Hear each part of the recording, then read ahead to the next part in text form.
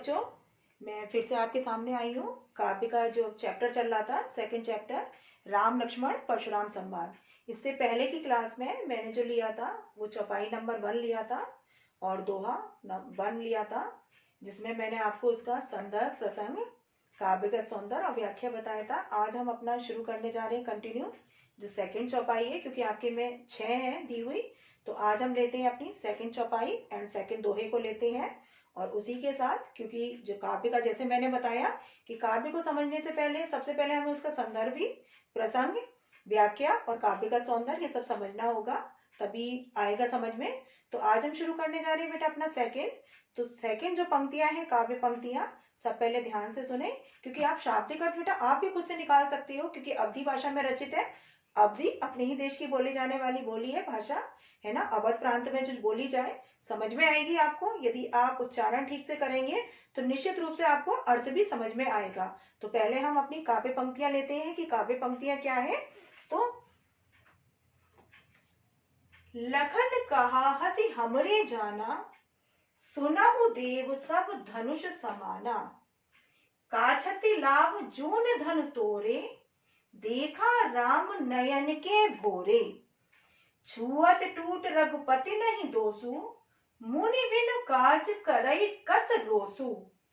बोले चितई परसु की ओरा, रेसट सुनई स्वभाव न मोरा। बालक बोली बधो नहीं तोही, केवल मुनिजन जाने ही मोही। बाल ब्रह्मचारी अति कोही, विश्व विदित क्षत्रिय कुल द्रोही। भुजबल भूमि भूप बिनु कीनी, विपुल बार मही देवन दीनी। सहस बाहु भुज छेद निहारा, परसु बिलो के महीप कुमारा। ये है आपकी चौपाई। अब जो दोहा पंक्तियां हैं, मातु पितई जन सोच बस, करसी महीसी किशोर। गर्भन के अर्भक दलन, परसु मोर अति घोर। ये हमारी काव्य पंक्तियां। और काव्य पंक्तियां अर्थ समझने से पहले यदि आप लोग कॉपी पेन मीटर ना लिए हो तो आप लोग कॉपी पेन भी लेकर बैठ जाएं, क्योंकि जो शब्द के अर्थ हैं उनको आप कॉपी पर नोट कर सकते हैं, ताकि आपको अर्थ निकालने में किसी भी प्रकार की कठिनाई का सामना न करना पड़े। तो आप अपना कॉपी पेन लेकर बेटा बैठे, और जो शब्दों का मैं एक एक अर्थ बता रही हूँ, एक एक शब्द का, उसको आप अपना नोट करते चले जाएं कॉपी पर। कि लखन माने लक्ष्मण के लिए है, हंसी माने हंसना, हमरे माने हमारे, सुनहु माने सुनो, धनुष माने धनुष, और समाना माने समान, यानी एक समान। का माने कैसा, का माने कैसा। क्षति माने हानि, हानि। लाभ माने लाभ। जून कहते हैं जीर्ण यानी पुराना। जून का मतलब क्या होता है? जीर्ण यानी पुराना। धनु माने धनुष के, तोरे माने टूटने पर। अब आगे क्या है? राम का राम हो गया। भोरे का मतलब भोले से, भोले वाले से मतलब है। भोरे का मतलब क्या है? भोले भाले। छुअत माने छूने से, टूट माने टूटना। रघुपति यानी राम का नाम। दोषु माने दोष यानी अवगुण। दोषु यानी दोष, जिसे हम कहते हैं अवगुण। अब आगे क्या है? बिनु माने बिना, काज माने कारण, और करिए माने करना, कत माने क्यों, और रोसु कहते हैं क्रोध या गुस्सा। रोसु का मतलब क्या होता है? क्रोध या गुस्सा। अब आगे चिते माने निगाह करना। परसु कहते हैं फरसा, जो कि उनका शस्त्र, जैसे मैंने आपको बताया था कि उनका शस्त्र, जैसे आपने ऋषि मुनि तपस्वी को देखा होगा, है ना, तो वो फरसा लिए रहते हैं, कुल्हाड़ी के समान होता है, एक छोटा सा। अब आगे की माने की, ओरा माने ओर। अब आगे क्या है? सट कहते हैं दुष्ट। सटे साटे हम समास करें, एक कहावत सुनी होगी ना कि दुष्ट के साथ दुष्टता का व्यवहार करना चाहिए।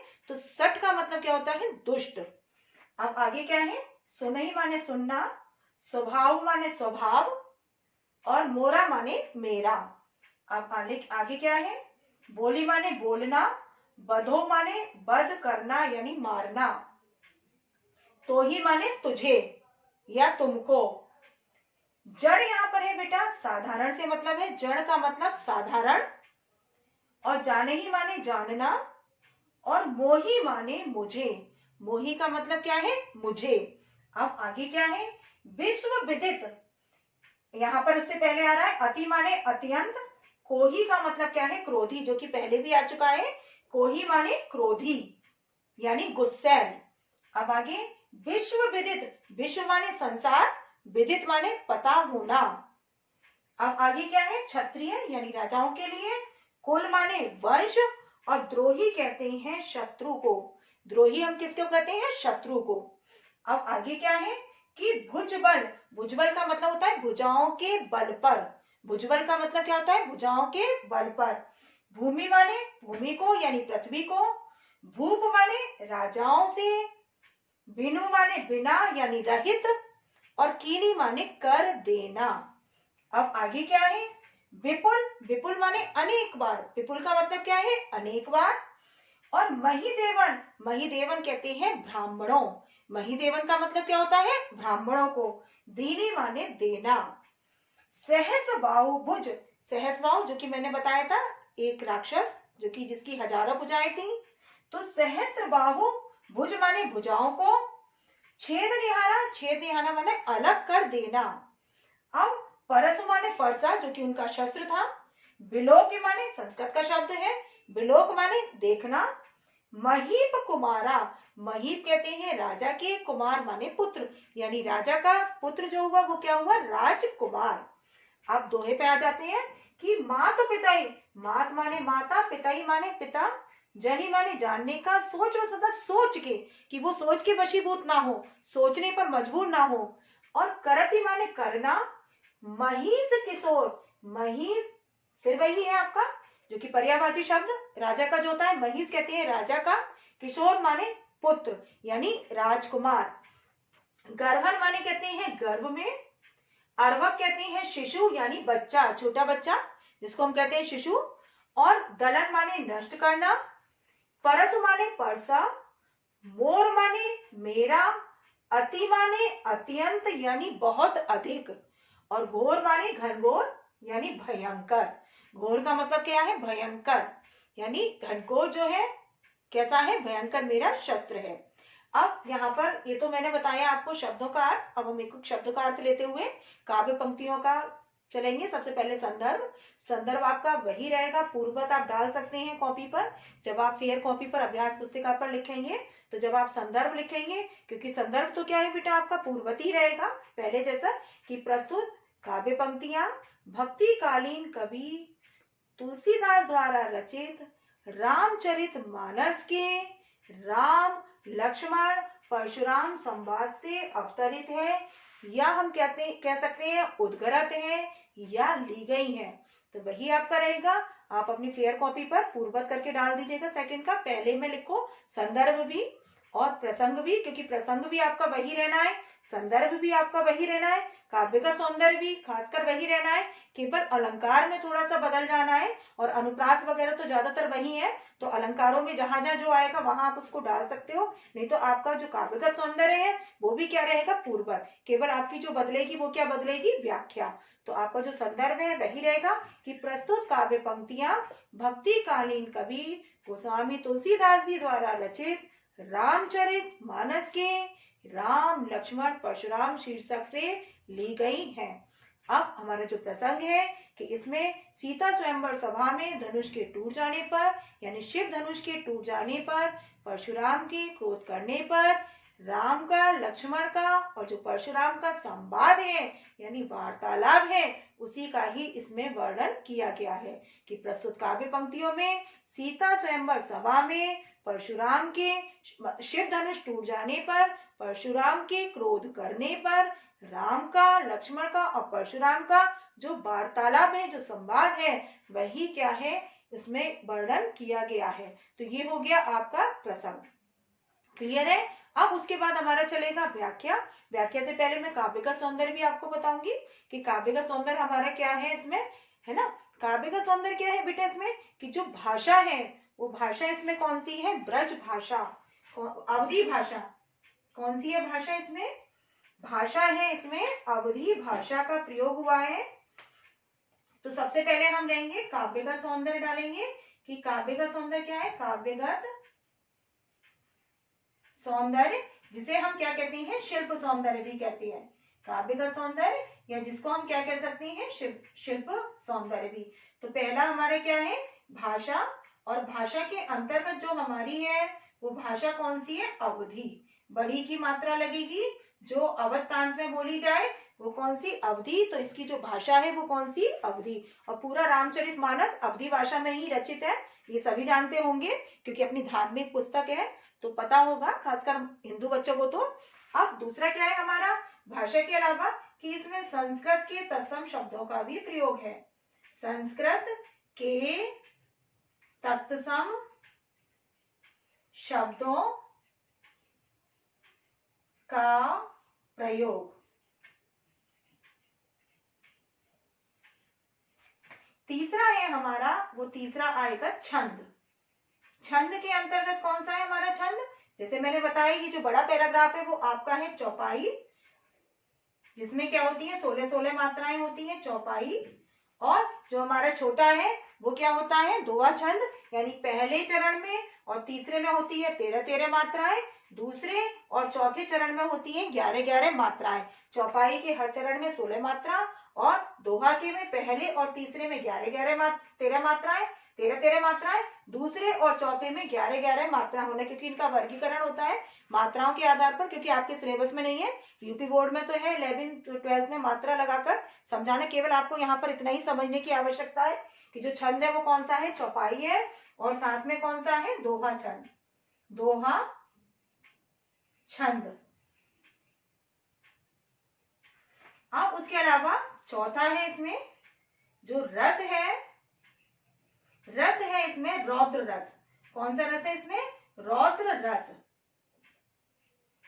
रौद्र रस, जिसका स्थायी भाव होता है क्रोध, क्योंकि यहाँ पर आपका शांत रस नहीं है, जैसा कि मैंने बताया था आप लोगों को कि स्टार्टिंग की जो आपका है पहला वाला उसकी 2 लाइन है, और जो आपका 6 नंबर का लास्ट वाला है उसकी लास्ट की 2 लाइनों में ही शांत रस है, क्योंकि जहां राम का वार्तालाप है वहीं पर शांत रस है, और जहां जहां लक्ष्मण का परशुराम का है वार्तालाप जो है वहां पर क्या है, रौद्र रस। तो ये पूरा किसमें है, रौद्र रस में, क्योंकि यहाँ राम के वचन नहीं है इस वाले में पैराग्राफ में, तो यहाँ पर जो है रौद्र रस, जिसका स्थायी भाव क्या है, क्रोध है ना, जिसका स्थायी भाव रौद्र रस, जिसका स्थायी भाव क्या है, क्रोध। तो आप इसकी किसी भी पंक्ति को भी एग्जाम में कई बार आती है, क्योंकि रस भी आपके चैप्टर में पूछा जाए, तो आप कोई भी पंक्ति इसकी ले सकते हैं, पहचानने को भी आए तो इसमें आप क्या लिखेंगे, रौद्र रस। अब उसके अलावा ये तो हो गया रस की भाषा। अब हमारा पांचवा आया, पांचवा हमारा जो आएगा अलंकार, अलंकार। अभी अलंकार के अंतर्गत हम केवल ये लिख दे रहे हैं अनुप्रास आदि, क्योंकि अनुप्रास तो मिल रही है, इसके अलावा जो जो जहां पर होगा अलंकार वो मैं आपको पंक्तियों में बताती चली जाऊंगी। तो अलंकार में हम डाल देते हैं अभी केवल अनुप्रास आदि अलंकारों का सुंदर प्रयोग, अनुप्रास आदि अलंकारों का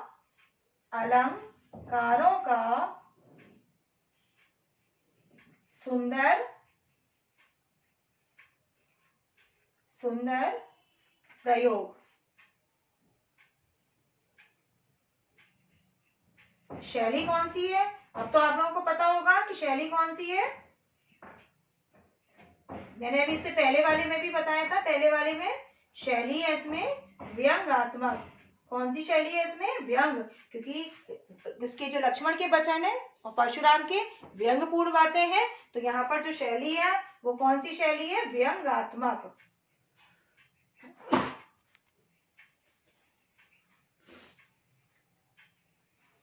व्यंग्यात्मक शैली। तो ये हमारा क्या है, काव्य का सौंदर्य। अब चलते हैं अर्थ की ओर, व्याख्या की ओर, क्योंकि उसको तो अंतर है, हर उसका जो है पंक्तियां, काव्य पंक्तियां, सबके अपना अलग अलग अर्थ है। तो सब ध्यान से देखेंगे, समझेंगे कि लखन कहा हंसी हमरे जाना।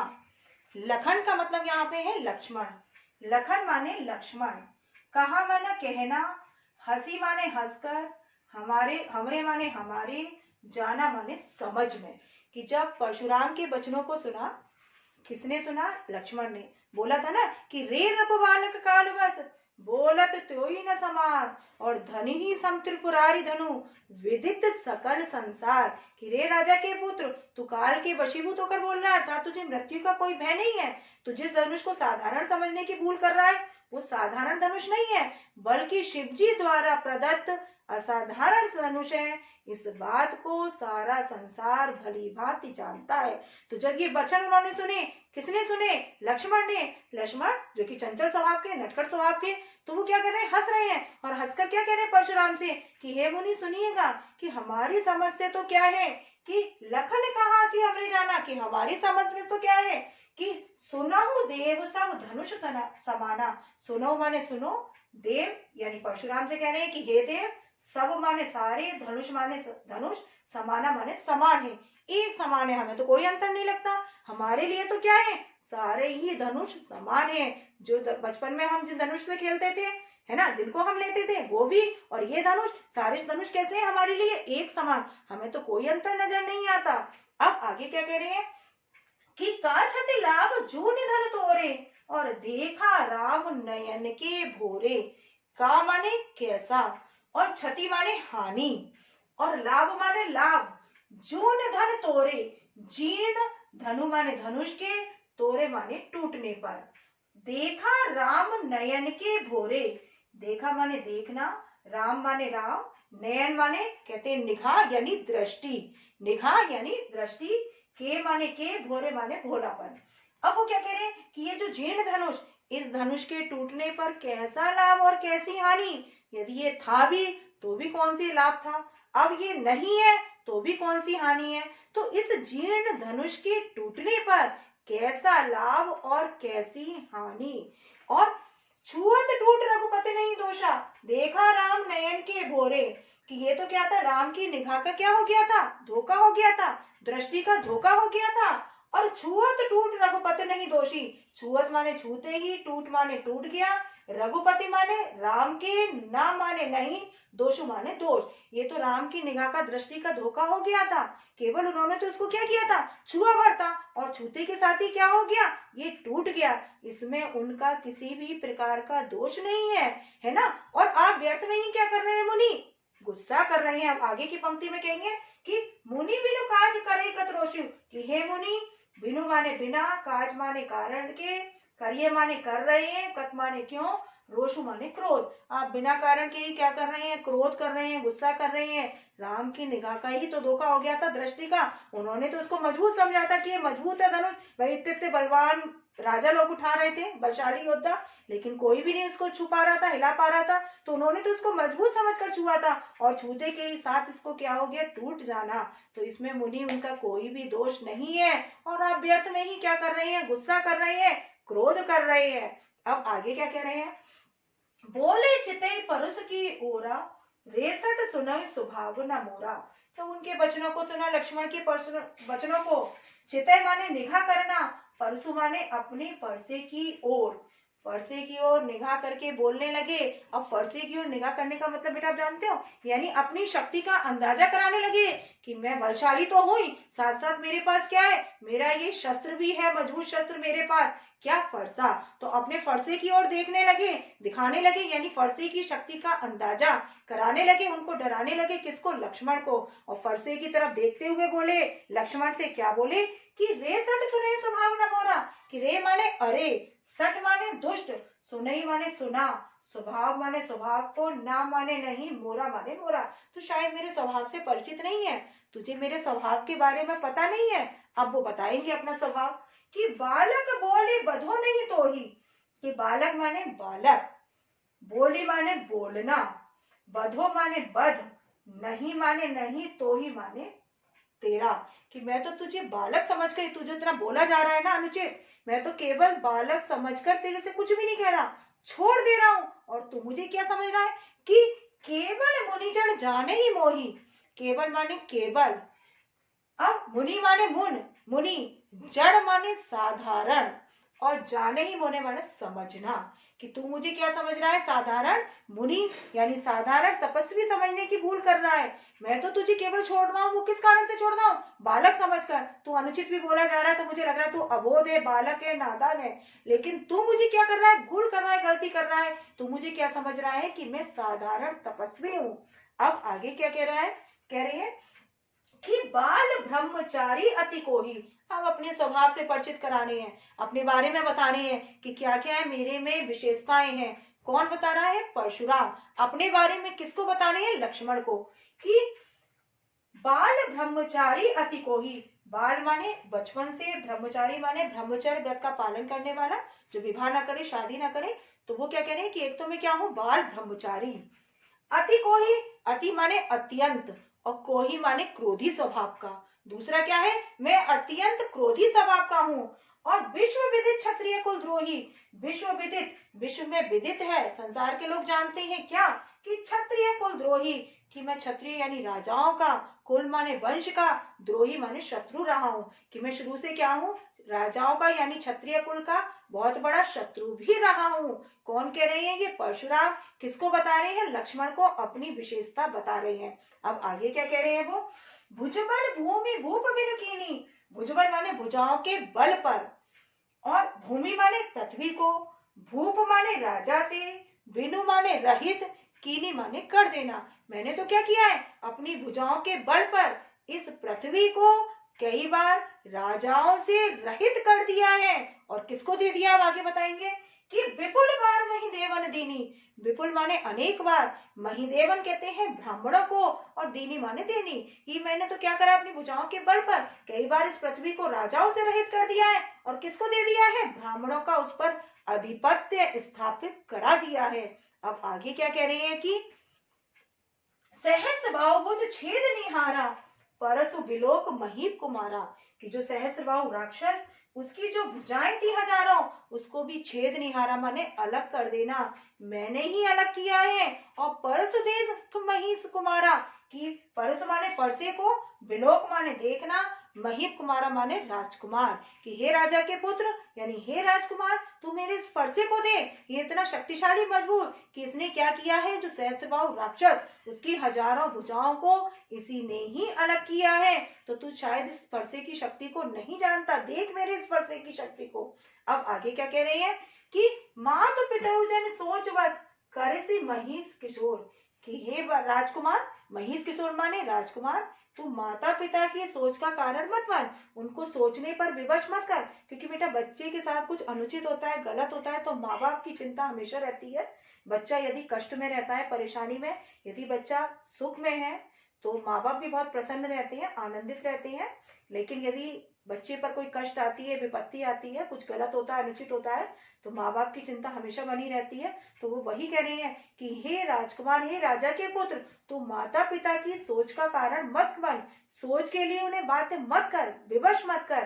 क्यों कह रहे हैं, कि गर्भन के अर्भक दलन परसु मोर अति घोर। गर्भन कहते हैं गर्भ में, अर्भक कहते हैं शिशु, दलन माने नष्ट कर देना, परसु माने फरसा, मोर माने मेरा, अति माने अत्यंत, घोर माने भयंकर। कि मेरे इस भयंकर शस्त्र को देख, परसे को, इसने कई बार क्या किया है, कि माता के गर्भ में स्थित बच्चे को भी अलग कर दिया है। तो तुझे शायद इसकी शक्ति का अंदाजा नहीं है, कि इसने कई बार माता के गर्भ में स्थित बच्चों को भी नष्ट कर दिया है, बच्चे को नष्ट कर दिया है। तो तुझे शायद इसकी शक्ति का अंदाजा नहीं है।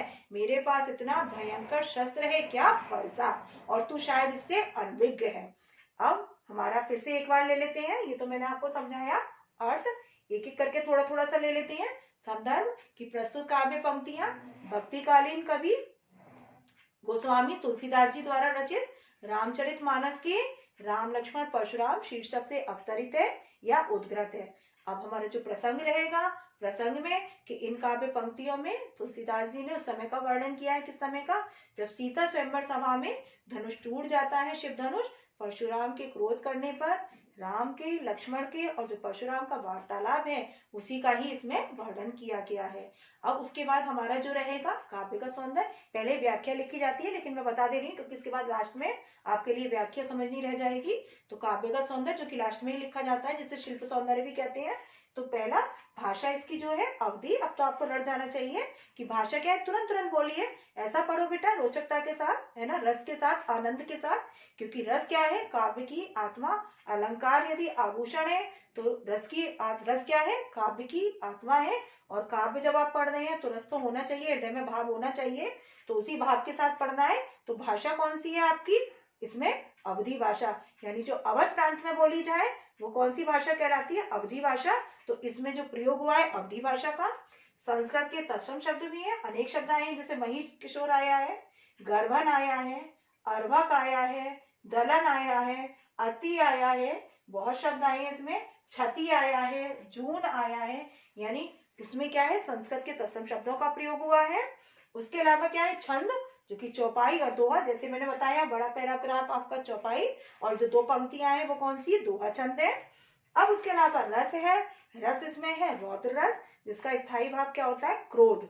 अब आगे क्या है, अलंकार, अनुप्रास आदि अलंकारों का सुंदर प्रयोग हुआ है इसमें, है ना। अनुप्रास तो जहां तहां वर्णों की आवृत्ति होती है, तो अनुप्रास आदि अलंकारों का क्या हुआ है, इसमें सुंदर प्रयोग हुआ है।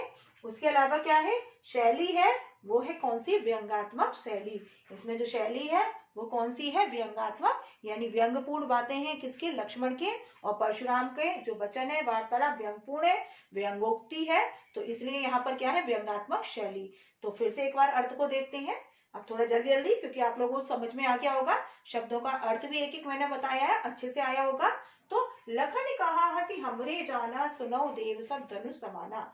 कि जब परशुराम के वचनों को सुना, लक्ष्मण जो कि चंचल स्वभाव के हंसने लगे और हंसते हुए कहते हैं मुनि से कि हे मुनि, हमारे समझ में तो क्या है, सारे ही धनुष एक ही समान है, हमें तो कोई भी अंतर नहीं लगता। जो हम बचपन में खेलते थे वो धनुष भी, और ये जो धनुष टूटा है वो भी, यानी हमारे लिए सारे धनुष एक समान है, हमें कोई भी अंतर नजर नहीं आता, यानी किसी प्रकार का भी अंतर नहीं समझ में आता। अब आगे क्या कह रहे हैं कि काछत लाभ जून धन तोरे, देखा राम नयन के भोरे। कि इस जीर्ण धनुष के टूटने पर कैसा लाभ और कैसी हानि, यदि ये था तो भी कोई लाभ नहीं था, अब यदि टूट गया है तो भी कोई हानि नहीं। तो इस जीर्ण यानी पुराने धनुष के टूटने पर कैसा लाभ और कैसी हानि, ये तो केवल क्या था, राम की निगाह का, दृष्टि का धोखा हो गया था। उन्होंने तो इसको क्या किया था, मजबूत समझा था, और केवल देखने का, उनकी निगाह का यानी उनकी दृष्टि का धोखा हो गया था। अब आगे क्या कह रहे हैं, छुअत टूट रघुपत नहीं दोषु, मुनि बिन काज करयुकत रोषी। कि हे मुनि, ये तो केवल क्या है, छूते ही टूट गया था, है ना, कि उन्होंने छुआ और टूट गया, और आप व्यर्थ में ही क्या कर रहे हैं, गुस्सा कर रहे हैं, क्रोध कर रहे हैं। क्योंकि इसमें गुस्सा की बात नहीं है, इसमें राम का कोई भी दोष नहीं है, किसी भी प्रकार का दोष नहीं है। अब आगे क्या करें कि बोले चिते परस की ओरा, रेसट सुने स्वभाव न मोरा। जब लक्ष्मण के इन वचनों को सुना तो परशुराम वो अपने फरसे की ओर देखने लगे, यानी अपने फरसे की शक्ति का अंदाजा कराने लगे, और अंदाजा कराते हुए क्या बोल रहे हैं कि रेसट सुने स्वभाव न मोरा। कि है ऐसा लगता है कि रे दुष्ट, तुझे सारे मेरे स्वभाव से परिचित नहीं है, तू मेरे स्वभाव के बारे में जानता नहीं है। अब वो अपनी विशेषताओं का, अपना गुणों का बखान करेंगे, कौन, परशुराम। तो क्या कह रहे हैं अपने गुणों का बखान करते हुए कि बालक बोली बधो नहीं तो ही, केवल मुनिजन जाने बोली मोही। कि मैं तो तुझे केवल बालक समझकर कि तू अबोध है, नादान है, न समझ है, तू बालक समझकर, तू इतना अनुचित भी बोला जा रहा है तो भी मैं तेरे को छोड़ दे रहा हूँ, केवल तेरे को बालक समझकर कि तू कैसा है, अबोध है, नादान है, तो मैं तुझे छोड़ रहा हूँ। तू मुझे क्या समझ रहा है, साधारण सा, कि मैं इसलिए कुछ नहीं कर पा रहा हूँ क्योंकि मैं क्या हूँ, साधारण हूँ। तो मैं कोई साधारण नहीं हूँ, केवल क्या है कि मैं तेरे को बच्चा समझकर छोड़ रहा हूँ, और तू गलती कर रहा है, भूल कर रहा है मेरे को साधारण तपस्वी समझने की। अब आगे क्या कह रहे हैं कि बाल ब्रह्मचारी अति कोही, विश्व विदित क्षत्रिय कुल दोही। मैं एक तो बाल ब्रह्मचारी हूँ, बाल ब्रह्मचारी, अति कोही, अत्यंत क्रोधी स्वभाव का हूँ, और विश्व विदित क्षत्रिय कुल द्रोही। कि ये बात सारा संसार जानता है कि मैं क्षत्रिय कुल का सबसे बड़ा शत्रु रहा हूँ। अब आगे क्या कह रहे हैं कि भुजबल भूमि भूप बिनु कीनी, विपुल बार मही देवन दीनी। कि मैंने अपनी भुजाओं के बल पर कई बार इस पृथ्वी को राजाओं से रहित कर दिया, क्षत्रियों से रहित कर दिया और उस पर ब्राह्मणों का अधिपत्य स्थापित करा दिया। यानी राजाओं से लेकर किसको दे दिया, राजाओं से जीतकर किसको दे दिया, मैंने ब्राह्मणों को। कि मैंने कई बार इस पृथ्वी को राजाओं से लेकर यानी क्षत्रियों से जीतकर किसका आधिपत्य स्थापित करा दिया, ब्राह्मणों का। तो यहाँ कह रहे हैं ना कि वो कि भुजबल भूमि भूप बिनु कीनी, विपुल बार मही देवन दीनी। कि मैंने अपनी भुजाओं के बल पर इस पृथ्वी को कई बार राजाओं से रहित कर दिया और विपुल बार मही देवन दीनी। विपुल का मतलब होता है अनेक बार, मही देवन माने ब्राह्मणों को, दीनी माने दे दी। अब आगे क्या कह रहे हैं कि सहस बाव भुज छेद निहारा, परस बिलोक मही कुमारा। कि है राजा के पुत्र, तू मेरे इस फरसे को दे। इस फरसे ने क्या किया है कि सहस्रबाहु, जो सहस्रबाहु राक्षस, उसकी 1000 भुजाओं को इसी फरसे ने अलग किया है। तू देख मेरे इस फरसे को, है ना। अब आगे क्या कह रहे हैं कि मात पिता जन सोच बस, करसी महिष किशोर। कि हे राजा के पुत्र, तू अपनी माता पिता के सोच का कारण मत मान, है ना। उन्हें सोचने पर विवश मत कर, सोचने पर बाध्य मत कर। कौन, हे राजा के पुत्र यानी लक्ष्मण, है ना, यानी राजकुमार। अब गर्भन के अर्भक दनन परस मोर अति घोर। कि मेरा जो ये फरसा है वो इतना घोर है ना, कितना मजबूत है, भयंकर है कि इसने कई बार माता के गर्भ में स्थित बच्चों को भी नष्ट कर दिया है। तो शायद तू इसकी शक्ति से अवदित है, तुझे पता नहीं, इसकी शक्ति का अंदाजा नहीं है। और मेरे पास इतना भयंकर शस्त्र है फरसा कि जिसने क्या किया है, कई बार माता के गर्भ में स्थित बच्चों को भी अलग कर दिया है। तो ये है आपका बेटा सेकंड। इसमें जहां तहां आया है, जैसे हंसी हमरे में भी आया है ना। और इसमें कई जगह बेटा क्या है आपको देखना होगा, काज करई में है अनुप्रास, तो अनुप्रास सुनई स्वभाव में है, बालक बोली बधो में है, तो अनुप्रास अलंकारी है और इसमें ज्यादा कोई नहीं है।